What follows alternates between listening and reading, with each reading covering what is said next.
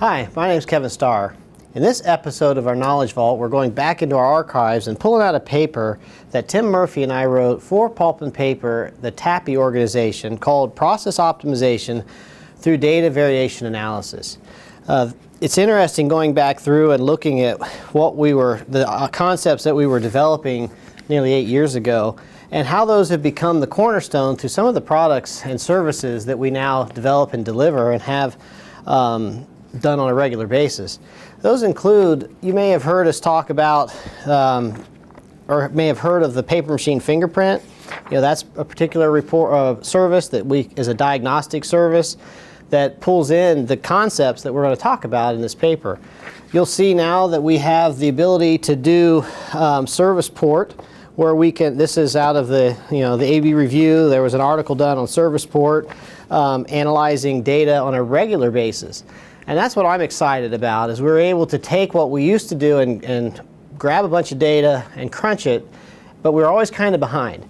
With the new technology and the data acquisition and analysis that we have, we can actually produce reports based on the concepts of this paper that go back literally 30, 40 years. And that's what I'm excited about. Is there's a different session that will actually tell you how to use this in these products.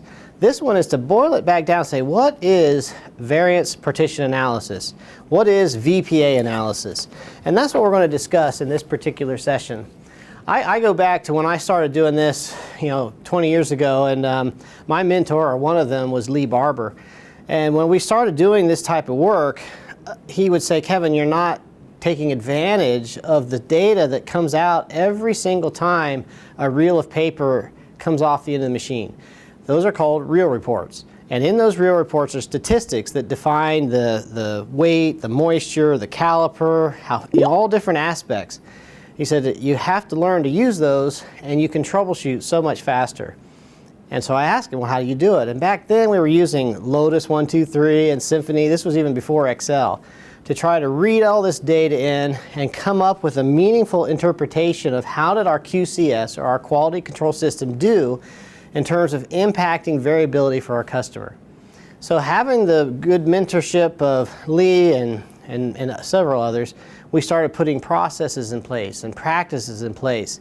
And then we started to come up with concepts on targets. Because when we would get called in to fix a customer site, I would go to the reel report and I could look at it and identify which area of troubleshooting that we should have to go after. That's what we covered in this paper. This paper isn't really designed to teach you the mathematical rigor or the concepts of sigmas and all that kind of stuff. It's how do I use the information to troubleshoot your process. On a paper machine, we have our frame and our sensors. And that sensor head package, it traverses back and forth. So you can kind of see this zigzag as you go back and forth across the sheet. That's what's happening, is this piece of paper is flying through the gap, and our head packages are moving back and forth. And so we're getting a stream of data coming to us, a lot of points. So how do we calculate variability? That's the key, is if we can reduce our variability, we get better runnability, we get better quality, we get better reel building, we get a whole lot of benefits to improving the variability. Well, every reel report, it spits out these numbers, and we're going to talk about those. So you'll hear me refer to things like machine direction. That's showing this dimension is the machine direction, and then the cross direction is the profile. So, because on a sheet of paper, it's not just flow through a pipe.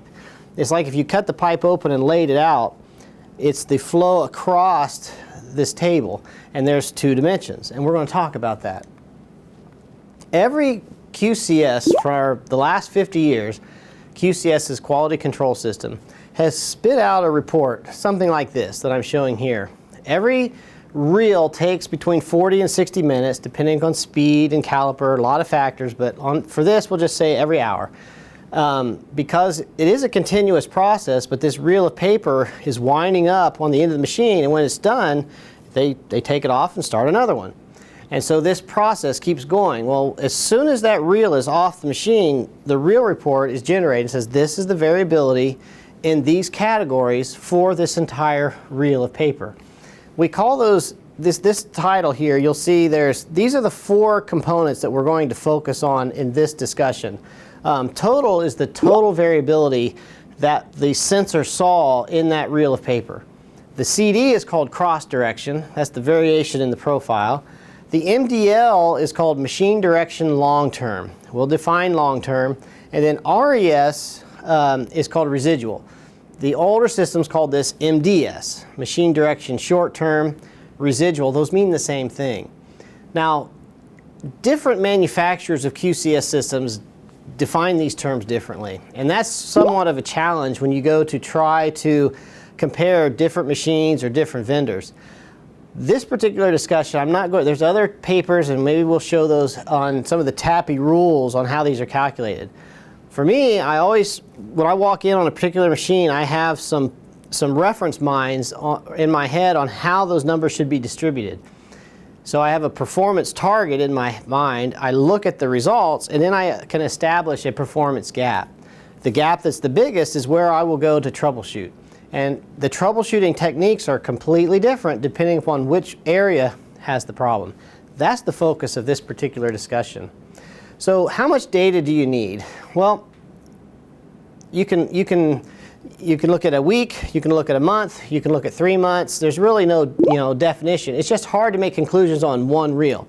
You need to look at a series of reels.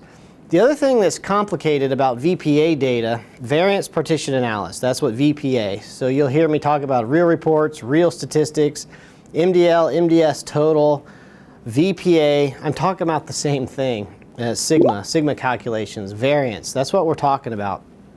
But VPA works best when you're analyzing it in the steady state motion.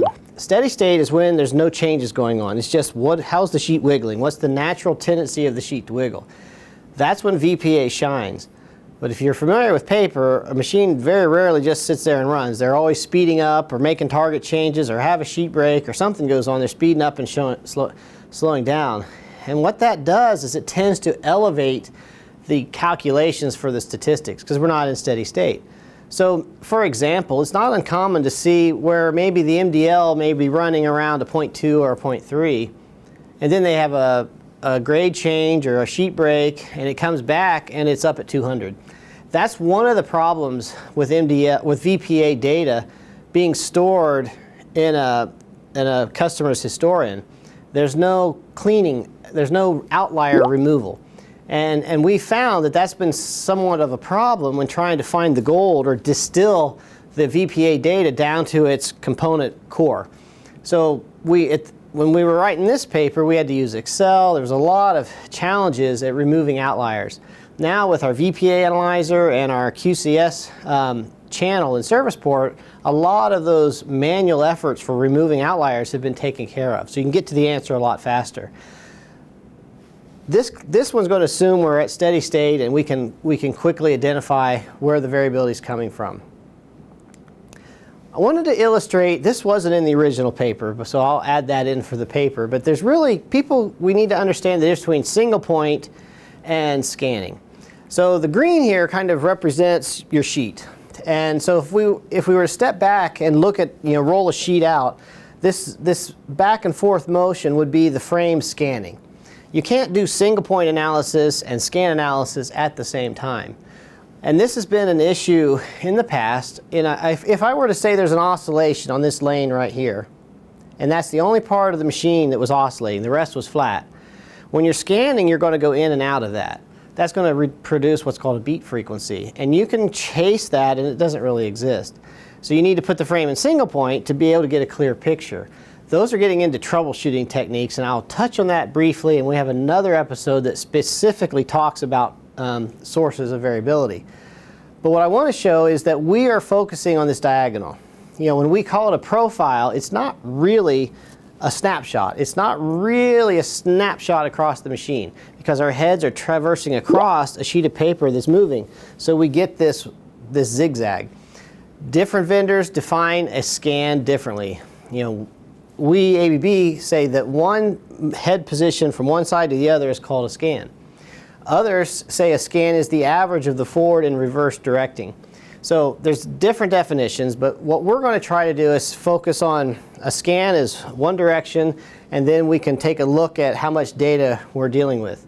For example, I'm showing you here, if we had 30-second scans, which now we're down to 10 or 20-second scans, and we had a 60-minute reel, and if we divided the sheet into 600 measurements per scan, we're looking at close to 72,000 data points just for one sensor. Years ago, when these QCS systems came out, the storage capacity, there just wasn't storage capacity. You couldn't store 72,000 points.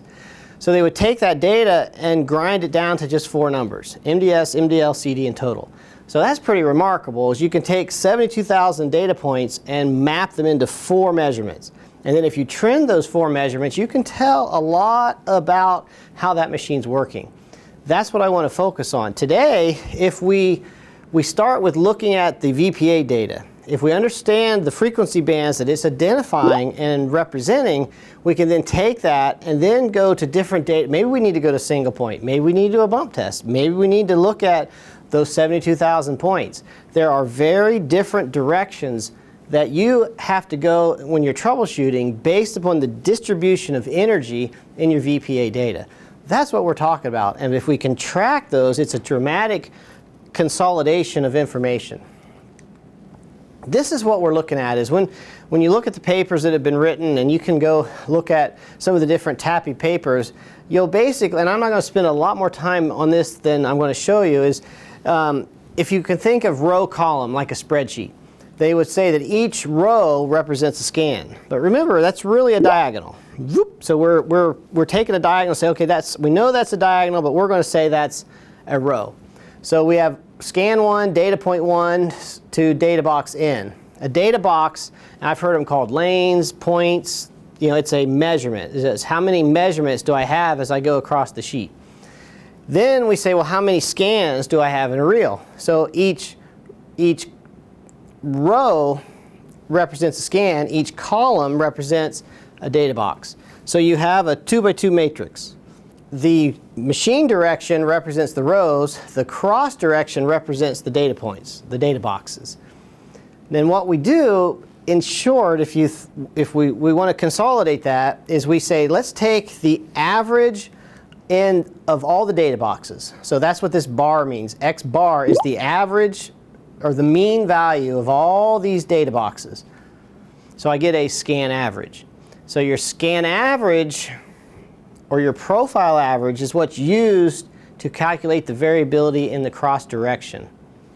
Now, if we go onto the side here and say, let's take the variability of each scan. So now I have the average of each scan. Scan is the trend. So it's my trend that updates every scan. And if I look at the variability that's in the trend, that's what we call MDL. So MDL, almost, I'll get into, there's some subtleties, but just as a concept, imagine this matrix. If we step back a second and say, okay, we have this back, each time we cut across here, that's a scan. So scan 1 would be the first row.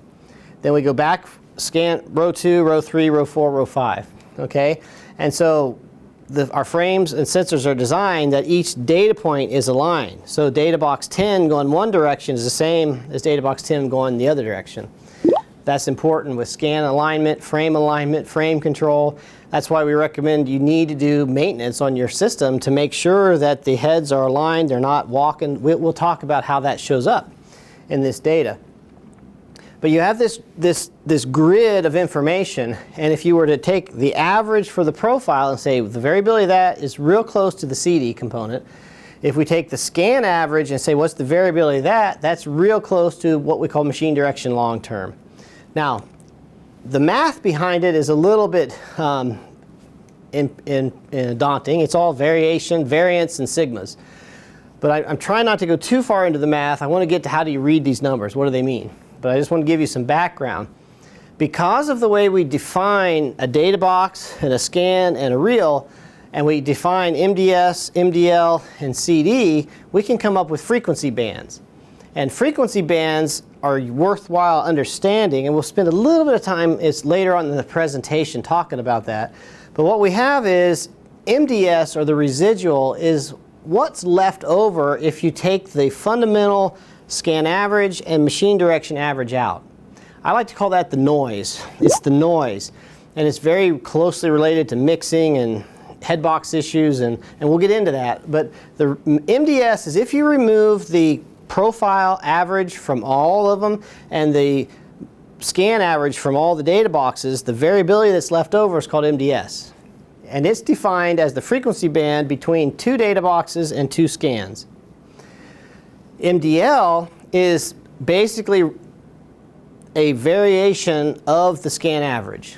And it represents the frequency band from the time it takes to make 2 scans, which happens to be the Nyquist. You have to have 2 data points to get an oscillation through it, to the reel. Because we don't know information that's outside of a reel. We only have that information. So the frequency band for MDL is 2 scans to the time it takes to make a reel. And then the CD is the variability in we call that the spatial component. You have the time component and the spatial component. The CD represents the variability from the time it takes to make 2 data boxes to the width of the sheet. So we're going to talk more about that as we move forward. But just knowing that information, when your customer's saying, I can't make my paper or my product out of spec, if you can look at your reel report and quickly identify which one is elevated, do I have an MDL problem? Well, then there's a course of action for that. Do I have an MDS problem? Well, that's a different course of action. Do I have a profile problem? And it's very important when you're trying to speed up the time it takes to get to an answer is that you don't pick the wrong troubleshooting method. Because if you go after profiles and it's an MDS problem, you may miss it. And you may have spent a lot of time and the problem's not in that frequency band. That's why VPA data is so important, is it's gold. There's gold in it. And that once you start to understand it and read and see it, it changes by grade, it changes by speed, it changes by calendaring. And when you can group those, you can actually identify the sensitivity curve for that machine. And I'm getting a little ahead of myself, but you can start to see once you start analyzing it and breaking it up by grade and by group, you can identify where that machine was tuned, where that machine was designed to work, why does some grades work and some don't. You can tell all of that information by understanding VPA data. So the equation variables are scan time, number of data boxes, number of measurements, measured data boxes, the real build time, and the trim. Now another little point is almost no 2 machines run the same specs. So you can almost make a case that comparing VPA data for different machines, the frequency bands are changing. So it's hard, they're not apples to apples. That's important. We are always asked to compare this machine with that machine. Well, and I'll show you an example. And especially when we go from older technology to newer technology where our data boxes goes from 60 to 600, we totally see more information. So our numbers naturally go up because we see more variability. That's all understandable once you understand the math behind the equations. Now, to try to identify all that stuff can be a lot. So I've drawn this pictures for operators, or when I'm at a site, I said, okay, let's take, this is scans. I've got 4 scans shown here. The first scan, you can see the sawtooth pattern. Every other data box, up, down, up, down, up, down, up, down. And so pretty much anybody would say that's probably bad. But let's just say that we have this sawtooth pattern in the first scan. Then we turn around and go back. But we have it so that it's exactly the opposite. So do you see where the valleys are the peaks and the peaks are the valleys? I just flipped them. Then when we turn around and go back, we're now back to the original. And then we go back, so we flip. So every time we have a flip-flop, 2 profiles that are completely out of phase. So you would say that they probably can't make the product, their lab tests aren't working. But now, if you look at the CD variability, it's 0. If you look at the MDL variability, it's 0. It's like, well, that's bad. Well, look at it. I've designed it so that there's the same number of peaks and valleys, so the average never changes in the machine direction. I've also designed it so that the data boxes alternate, so there's no variability. So the average profile, there's no average profile, and there's no scan average. So there is no variability in those components. But there's variability. They can't make the product. It's because MDS is the problem. That's important. MDS does not show up in MDL or CD. The residual is that noise. And that's exciting. With the tools that we have today, we can actually look at the residual. We can look at patterns. That's why we like contour plots, but we'll get into that. Speaking of contour plots, here's an example of when we had, I believe there was 600 data boxes. We averaged every 2 and put 300 data boxes on here. This is showing a cube, a 3D. We don't show these much anymore. I'll show you the contour plot, which is what we use more of today. But you can see we have here, I've got 25 scans and 300 data boxes. And so if I look at this, the machine direction is coming at you and the cross direction is back and forth. So if you look at this, you can see that this was real data. So what would you say? If you look at that, you can visually pick out that there's CD variability, there's MDL variability, and there's noise. Which one's going to be the biggest? Well, you can almost see it. The MDL is pretty big. So there's something going on here with a period of 10 to 15 scans. I'll talk about, well, what should you do? But this is kind of what's going on as we're measuring it. So now how do I take, if this is 72,000 points, how do I convert that into 4? Well, that's this stuff. So this is what this particular system looks like, is you can take the average of each scan and the average of each data box, and you can see that there's this huge dip in the profile, but you can see the average variability. So when we look at the numbers and you run it through the math, which I was showing you earlier, you could get an MDL of 2.4, an MDS of 1.9, a CD of 2.6, and a total of 4. So you may say, well, so what? You have to kind of have a reference to say the so what. And that's what I'm going to show you next, is right off the bat, the MDL is way too high. And so we can say that will trigger a course of correction that needs to be resolved. We can also see CD's too big, and that's because of this big dip in the middle. This particular one had a kinked lip on the slice, that was as good as they could get. So just to show you, this is a contour plot, and this is what pretty much we're using in today's visual is the contour plot.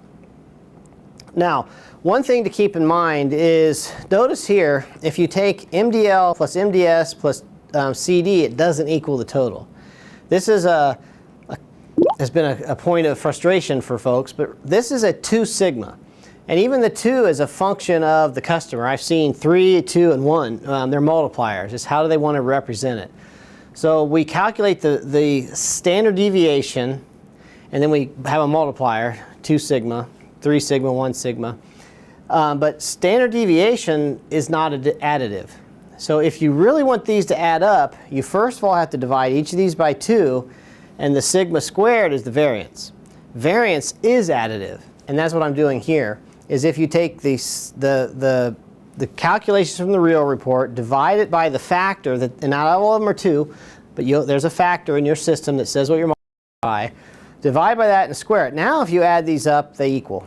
And that's what we show sigma because of the distribution, the 1, 2, and 3 sigma bell-shaped curve. You can assume that your data is within the confidence limits.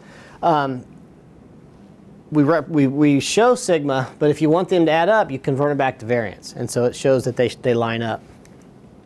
Now, one of the things to keep in mind when we're talking about frequency band is does the real report data capture the entire essence of variability that goes on a machine?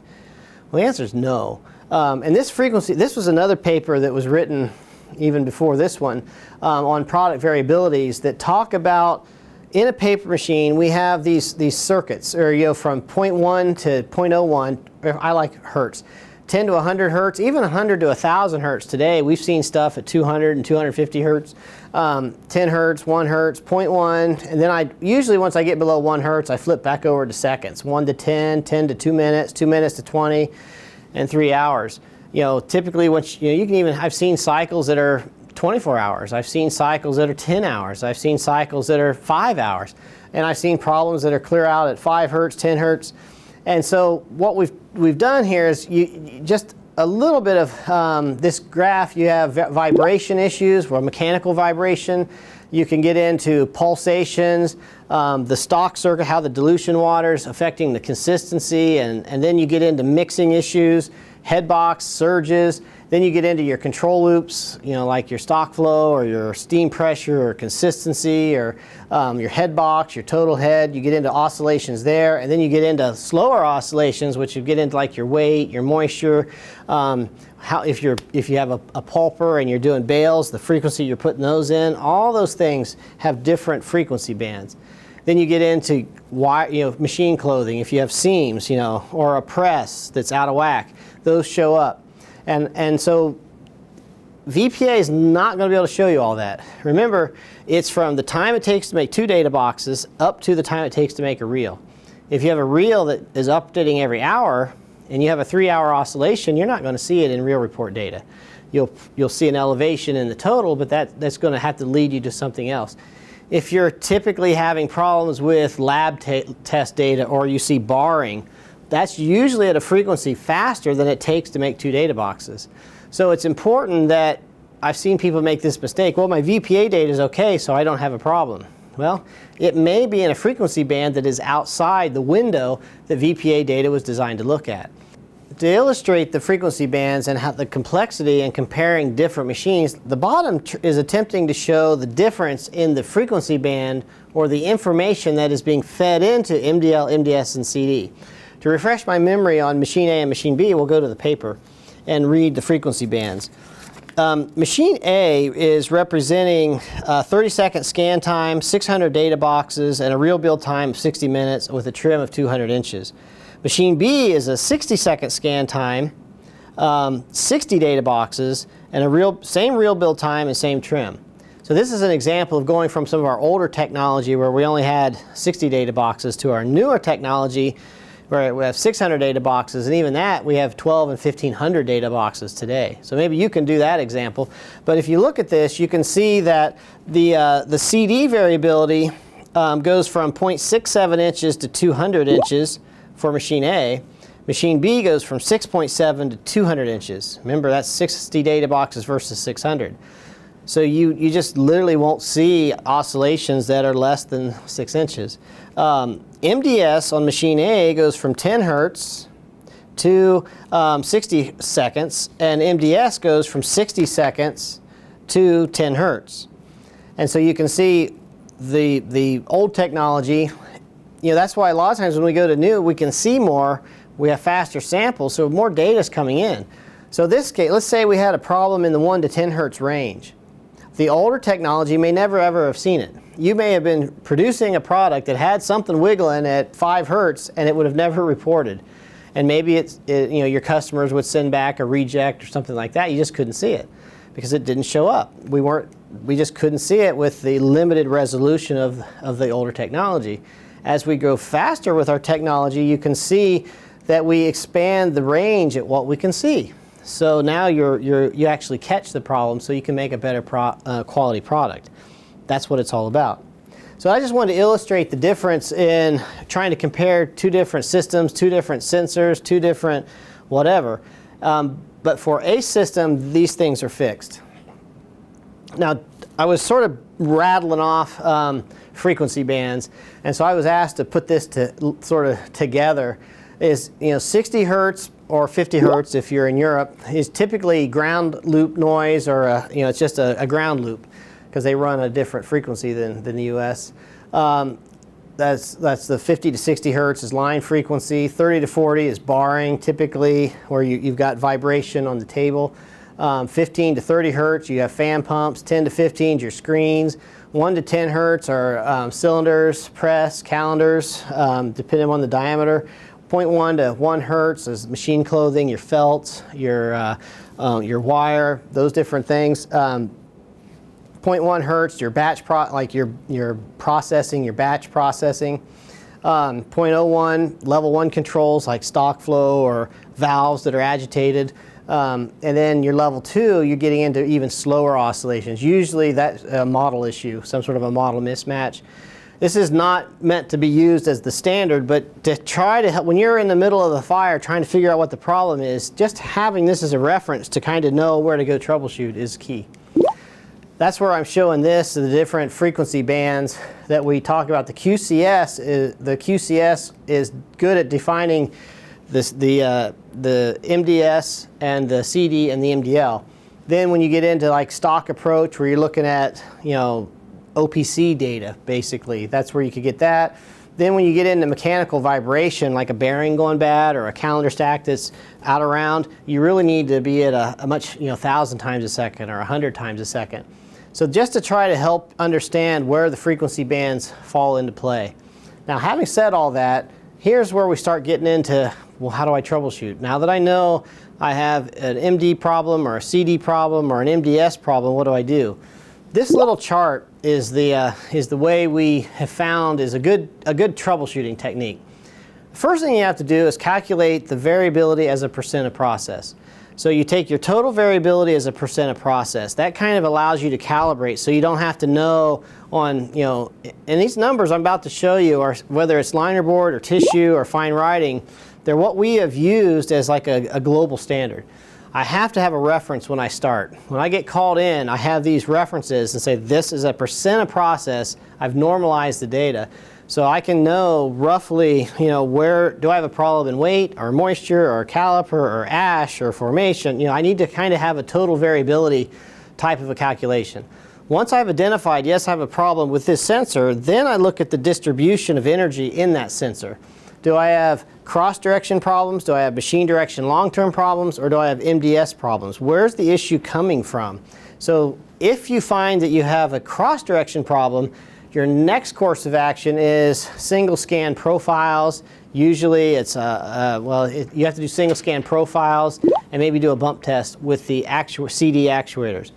If you have machine direction long-term issues, usually you're talking about your 1 to 5 second data, and you need to do a bump test to try to identify what's going on with your model, with your controls. If you have problems with the short term or the residual, that's typically going to be very high frequency stuff where you put the frame in single point and maybe do some single point data collections. But that's important. If you have a cross direction problem and you're doing single points, you'll never ever see it. If you have a machine direction long-term problem but you're looking at profiles, you're never going to see it. If you have a high frequency problem and you do profiles, you're never going to find it. And so the name of the game in helping our customers is to identify the area they're having a problem and then figure out the diagnostic steps that make sense. So that's what I like about EPA Data, is it casts a net over your process and allows you to compartmentalize where the next troubleshooting action should take place. Now, that's what I'm showing you here. Is this sort of represents single point runs that we might do at 1,000 hertz, single point runs we might do at 100 hertz. Those are disruptive to the process. You just don't put the frame in single point. Typically it's scanning, which is this, it's always scanning. And so that's where you always have that information. Every reel report comes out. Every time the reel turns up, you get reel report statistics. And by looking at trends, you can start to see patterns in how that machine is running. Now, these are the targets. This is what, to try to give you a reference where you start, it's here, is the variability as a percent of process. We like to look at the bone dry weight, moisture, caliper, and ash, is roughly 1.5%, 10% for moisture, 1% for caliber, and 4.5. These are all ballpark numbers. We get that a lot. It's like, well, what if my customer's different? We start here, and then as we learn your customer's capability, we'll adjust these maximums so that we have specific limits for your customer. But we need to start someplace, and these are good rules of thumb that we've used for, well, now many years, 10, 15, 20 years. So that's your total variability, but then it's the distribution of energy within a sensor, and it's the 70-20-10. 70-20-10, that adds up to 100%. In the frequency band that real statistics operate in, they capture 100% of the variability in that reel of paper between two data boxes to the time it takes to make a reel. It has to add up to 100%. So we actually want noise, which is residual. You want 70% of your sheet to be noise, where there is no definable measurement. or pattern. But that's impossible to get. So what we found is roughly 20% of my variability should be in the profile and 10% should be in MDL. So by taking a look at these two passes, I can look at if my basis weight is above 1.5% of process. I said, oops, I got a problem with weight. That's fiber. So I'm already thinking of the fiber, dilution, stock approach. Then I look at the distribution, 70, 20, 10. I say, okay, maybe MDL's at 50%. I said, okay, we need to put this frame, we need to look at the tuning parameters, we need to look at the how's the machine running. So that's quickly how we've assessed it. Now the tools will do that for you automatically, but I recommend that you go find your machine. A lot of times that's what I would do. I was one of the ABB firemen. I'd get called in, machines down. I'd go find a real report, print it out, and as I was walking to the customer side, I would just do these quick calculations in my head, and I said, okay, we got caliper moisture, this is the problem. Boom, let's focus here. And we could get them back up quick. But it was just using this two-step approach. How's the problem as a percent of process? Which sensor is it?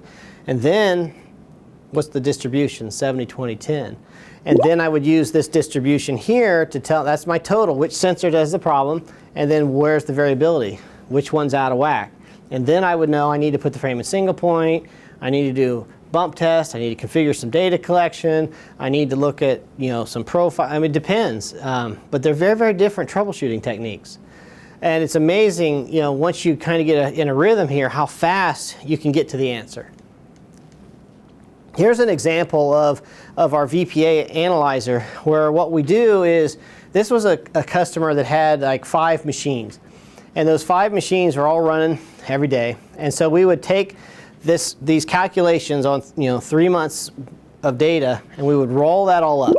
And so we roll up that data and we would see that, oh, the moisture has on paper machine 3, the variability is significant. So then we would jump into that machine and see the distribution, and we say, ooh, the CD is 72%. Remember, it's supposed to be 20. So that's a problem. And then we would look at the distribution and see that for that particular sensor and the different grades, that the CD was significantly higher. And it turns out it was because they didn't have a CD actuator. And so that was a problem. But very quickly, it would have taken a long time to get to that point. But by taking all this data from all those machines and rolling it all together, we could very quickly determine which areas are above the total, then go into the distribution, and then go in and take a look and look at time trends. So now imagine the ability to do that on a lot of different sensors. And like for example here, you can see the CD is, just very quickly you can see the CD's out of whack here. This is condition weight, real moisture, caliper, and size press. So you could just look at this. The MDL is huge. They're all, CD and MDL is bad. This isn't a noise problem. So for me, we've got a problem with, well, we'll get into what to do next, but you can see the CD is elevated here. This is abnormal to have such low MDS. You probably have a sensor that's failing. So the first thing is to be able to get to the point where you can make these graphs and then how to interpret them. Then you can look at time trends. And so this is showing that particular one where we tracked it down to a moisture problem. And you can see this gets a little bit difficult to see the trend, but you can see the CD was elevated. And then what they did is they took the machine down and they cleaned the machine up and they added CD control. And watch what happened. Boom. After the startup, they had a significant reduction in variability that we were able to see by applying this approach. And then we could look at the raw data. And so you can see the after is flat. The before was all out of whack. The head box was getting dirty. The slice had stuff getting built on it. They weren't cleaning the wire. And so when we fixed all that stuff, I don't think this one had a new CD. We retuned it, put in a new model. But you can see is the trend was breaking clear back here. And if we had put the steps in place to capture that, we would have seen the degradation in performance and made a correction before it got to this point. This is the power of VPA data, is the ability to be able to look at it quickly, identify what frequency band is having the problem, and then move on to the corrective action in that area. Now this is another example where, and now I just left this one in here to show how we used to do it using Excel. I mean, it used to take days to come up with a picture like this. With the tools and the software we have now, this is presented to you. So you're already at a platform which allows you to get to the problem and solve it, instead of having to go through all this data mining of 72,000 points, throwing out your outliers, looking at 3 months of data. You now have that with the QCS channel. But right off the bat, we can see here, this one is when we were looking at this is the CD, MDL, MDS for condition weight, CD, MDL, MDS for caliper, CD, MDL, and MDS for moisture. And so what we can see is, in this case, the CD, look at the MDL for caliper, there's just, that sensor was actually breaking. And so that pointed to a sensor problem. This one, the MDS for moisture, was 90%. That's pointing to a press problem. So we needed to put in single point, and we saw a spike in the wet press. So by taking this data that every system has and applying some rules of analysis, you can get to answers very, very quickly. You can start finding things. This is another example of the total variability was degrading over time. And so by looking at this slope, we could see that this was a case where the wire and the felts were building up with dirt, and so we were getting problems. So then we could tell the customer when they should start doing their cleaning cycle. The power of EPA data is almost, it's limited in that you only have 4 points to represent 72,000. But those 4 points are gold. You can look at them over time, you can collect them by reel, but recognize that they work best when you're looking at the steady state performance. So you have to take out the outliers. You have to take out the sheet breaks and the target changes and the grade changes and get the steady state performance. Then you have to be able to sort it by group or by grade or by like groups. Then you have to be able to look at it by sensor. Once you have that information and then understand how to shift it by a percent of process to figure out which sensor has the problem, and then whether it's MDL, MDS, or CD, that tells you the corrective action. Once you get in, this is what we used to do in Excel. We now have tools, and that's what the classes that are coming up that we have available you can take to learn how to use VPA Analyzer and how to use the QCS channel. But the goal is to be able to provide our customers with industrial comparisons. How am I doing? The example that I showed was 5 machines at a site. That was very powerful. It changed the whole discussion with our customer. We could look at shift problems. We could look at, maybe different shifts run the machine differently. So we could start to see that. You can see grouping with clusters. Or we ran this grade last year and it worked just fine. This year the CD is twice as big. What happened? Maybe the actuators are breaking. We can look. You can find problems with machine clothing, felts. I've seen felts and wires. Maintenance issues. You can start to see where the head packages are shifting, or the alignment's off, or the pass angle's broken. You can see steps. And if it was working good one day and the next day it didn't, something broke, and you'll be able to identify right where that happened. Mechanical problems, and basically results erosion. I've had the chance to work with VPA Data for a long time, and there was one example early on. We were doing an implementation program for a pretty big customer out on the West Coast. And we went in and we retuned the entire machine, and they were making production records. And I got invited to a round table. It was one of the first outside vendors to come in to an internal company to share with them what we had done. And they said, "We have a surprise for you, Kevin." I said, "What's that?" So we've analyzed 3,000 reels of data before and after ABB did the implementation work. And we're not going to tell you whether or not the results are good or bad. I'm like, well, they either brought me here to shoot me or brought me here to say, hey, this is a good thing. But they wouldn't tell me until they put up the statistical results. And there was statistical data to show that the QCS system, when properly tuned and maintained, had a significant change in performance in the positive direction. And they paid for that service and upgrades many, many times over. So there's gold in this data if you know how to read it. Thanks.